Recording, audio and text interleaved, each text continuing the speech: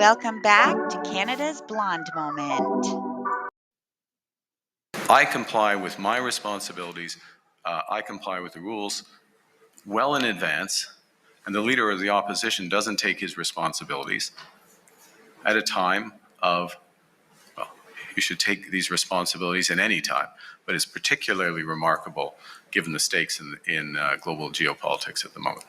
The rules say that those assets should be publicly disclosed within 120 days, which means you'll campaign in a coming federal election, most likely within the next 120 days, and are serving as Prime Minister now, with Canadians not being aware of what potential conflicts of interest you sought to avoid. What possible conflict would you have, Stephanie? Stephanie, I'm complying with the rules. I'm complying with the rules in advance. Point final.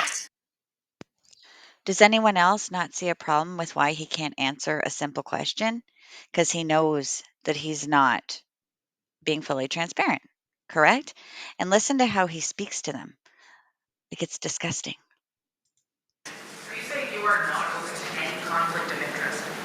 Yes. Trump spent most of his life in the private sector. There's no possible conflict of interest in your assets. It's very difficult to believe. Right there. Like, it's very difficult to believe. And what is he going to come back saying? Why not just give us the answer? Just answer this. He keeps wanting to bring out what Pierre Poilievre, isn't disclosing. Well, we all know that Pierre Poilievre, if you look it up,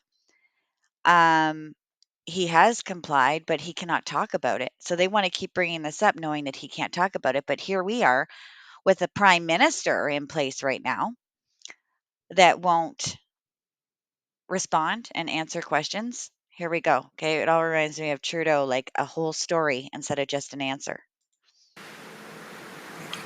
Look inside yourself, Rosemary. I mean, you start from a prior. Really, look inside yourself, Rosemary, who is CBC, who backs the Liberals 100%. Look inside yourself, Rosemary. How condescending is that?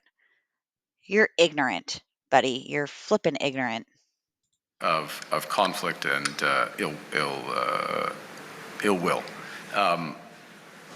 I have served in the private sector.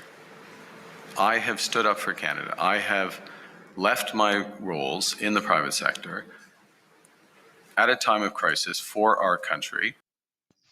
You guys, he's done all of that for us. He's not getting anything out of it here. It's all for us. Oh, hail Mark Carney. Right? I'm not going to disclose anything, guys. I don't have to. I don't have to do anything because I came here to save you. I'm your savior. I'm so great where I didn't even go and see Trump, or I'm not dealing with, the tariffs for the US or China, but I'm your savior, guys. I'm complying with all the rules. Your line of questioning is trying to invent new rules. I'm complying with the rules that Parliament has laid out and the responsibilities of the Ethics Commissioner. And I will continue to comply with. So why not just answer Canadians? Why not just answer us then, Mark Carney? Just tell the reporters, tell everyone so they stop asking. If you're hiding nothing, it should be an easy answer, shouldn't it, guys? I don't know. I know I have a lot of Liberals that love him and think he's going to. Do you see what he's doing here, though? Come on. This is ridiculous. With those rules. I comply with my responsibilities.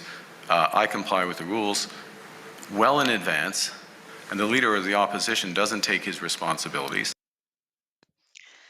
Anyway, guys, yeah, this is how he speaks to us. This is it. I mean, any questions that need to be answered, he's evasive, right? Pass it on. You know what? Let's put the attention back over to the Conservatives. Take the attention off of me.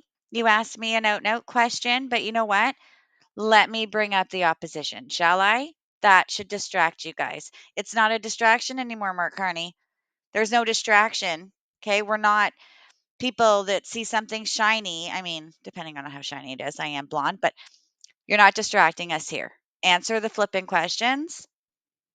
Anyway, guys, I just wanted to share that. It's hard to find this video now, so keep it, share it.